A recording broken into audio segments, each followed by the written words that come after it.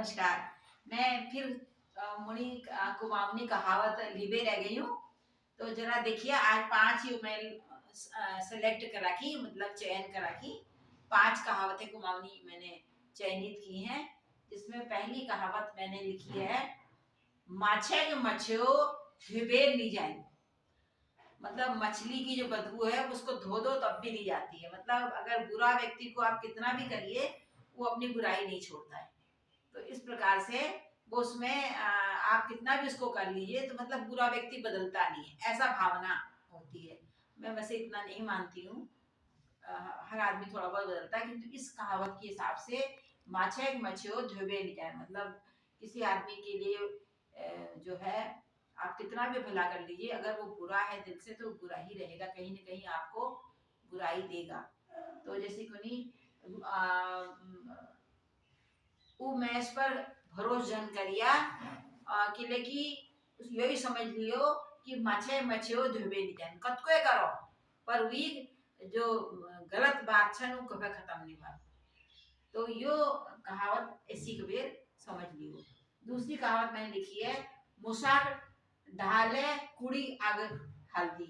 मतलब मुसाक मतलब है, वैसे तो इसका अगर शाब्दिक अर्थ लें तो है कि चूहे की जलन से मतलब अपने अपना घर ही जला दिया। मतलब मूसा मतलब हुआ छोटा सा, कि छोटी चीज की वो ईर्ष्या करके अपना ही नुकसान करना।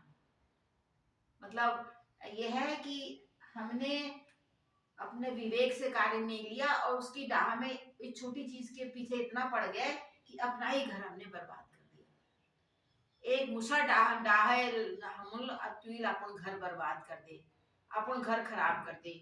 मतलब वी भय जैसी हमार बुजुर्ग गुनी कि मुसाक डाले कुड़ी आग हल्दी। ये मुसाक मुस मतलब होता है जैसे चूहा, मतलब चूहे पर्याय है छोटी चीज सूक्ष्म चीजों का। इसलिए डाह माने ईर्षा, कुड़ी माने घर, आग हल्दी आग लगा दी, खत्म कर दिया। तीसरा देखिए, इथा उठा जा संसार सिख। बुजुर्ग कहते हैं कि एक ही जगह रहने से नहीं, मतलब देशाटन करने से आपको समझ आती है। इधर उधर जाने से संसार कैसा है उसको सीखने का अवसर मिलता है, उसको समझने का अवसर मिलता है। मतलब हम जब हम इथे उथे जुल तभी यो संसार हम सीख सकूं। इधर उधर हम जाएंगे, एक दूसरे से मिलेंगे, तभी हम इस दुनिया को समझ पाएंगे। चौथा है, मैं कनी पसक मैं मदन कनी पसक। जैसे बहुत लोग कहते हैं ना, अगर एक को आप कोई सहायता दे दी, वो सोचते हैं हमारे जितने भी आश्रित हैं सबको ये हमारा उसका बेड़ा पार लगाएगा। जैसे अगर एक आदमी एक अपने गरीब भाई या अपने गरीब किसी बंधु का या किसी और व्यक्ति का कोई मदद करता है, तो वो सोचता है अरे ये तो कर सकता है, तो पूरी अपनी एक एक जिम्मेदारी उस पर सौंप देता है। तो उसके लिए कहावत हमारे पूर्वजों ने बनाई है, मैं कनी कनी माने मेरे को। पिथौरागढ़ की तरफ ही ज्यादा शब्द चलता है, ये तो अल्मोड़ा नैनीताल में क चलता है। तो मैं कनी पसक, पसक माने परसों, परसों मेरे को भी परसों और मेरे मदन को भी परसों। मदन मतलब मेरे जो आश्रित हैं। मदन एक नाम समझ ली के रूप में आश्रितों के लिए इंगित किया गया शब्द है। तो तैग, अगर तुम जैसे कहते हैं ना कि हाथ पकड़ो तो पूरा ही आप पांचा पकड़ लेते हैं, तो उस तरह से कहेंगे कि तैग तू मदद करना चाहे आपका अपन पूर्ण परिवार के निवेदन। तैग तो यही सिद्धांत छु, मकनी पसक और म्यार मदन गले पसक। समझ में आ गया। फिर है मरिया बागक जुंग चिसा।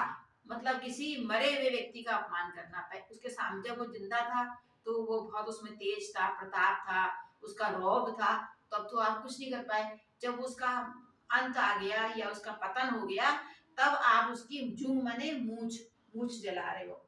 मतलब मरिया बाग मतलब बागक, बाग मतलब बाघ जानते हैं ना, बाघ जो वो होता है, बाघ तो जानते ही सभी। तो मरिया मरिया मतलब जो मरा हुआ बाघ है उसकी मूछें जला रहे हो। ये वैसे ही है जैसे कोई आदमी बहुत रोब वाला, बहुत रुतबे वाला था और उसके क्रोध से आप डरते थे, उसके रुतबे से आप डरते थे।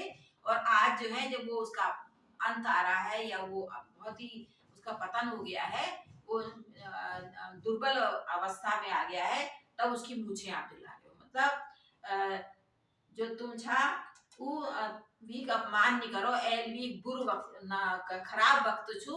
और एल तुम ऐसा करना चाहिए जैसे मरिया बागा जू चिसू ऐसा। चिसूण माने होता है जलाना, ऐसे कहते हैं ना, हल्का सा ऐसे लगा के आग लगाना।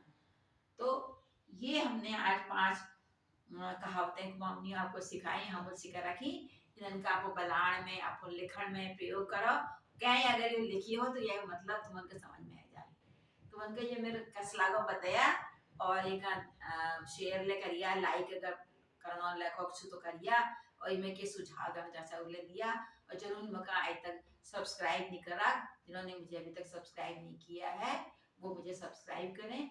और मैं अभी बहुत सी कहावतें हैं, हमारा जो कुमाऊनी बांग में भरा पड़ा है इनसे, वो सब मैं आपको बताऊंगी और आप भी मुझे सुझाव दीजिएगा। नमस्कार।